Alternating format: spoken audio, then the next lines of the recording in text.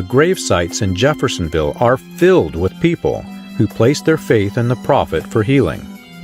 Those diagnosed with terminal illness who recovered all believed that their chances were better because of the prophet.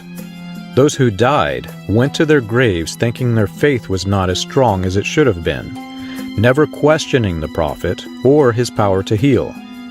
Instead, they questioned their own faith. The prophet taught that if you weren't healed after he pronounced, "Thus saith the Lord," it was your faith at fault. I always wondered where the doctrine came from. As much as I searched, I never could find anything even remotely similar to it in the Bible. The sick had faith in God for their healing, not any prophet.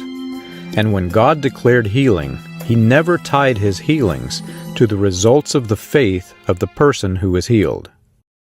Once I learned that the prophet started the Voice of Healing publication to promote his ministry, I searched to find several early issues. Fortunately, they were available in an online archive. Searching through them, I found similar articles in several of the issues describing why all are not healed.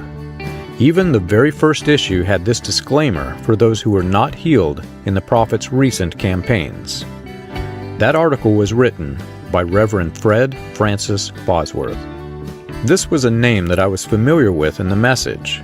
The prophet mentioned Reverend Bosworth 568 times on the recorded sermons that we had access to hear, the earliest in 1947.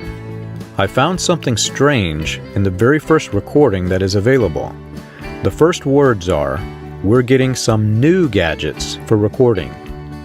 I had never noticed this sentence when I was a believer in the message, yet it was the very first sentence of the very first transcript of the earliest sermon that we could access. It was evident from the quality of later sermons that they did purchase new recording equipment. But why would the prophet announce new equipment on his first recording? Certainly, he didn't start his ministry with gadgets he intended to immediately replace. How many years in the past was the announcement of the old gadgets for recording?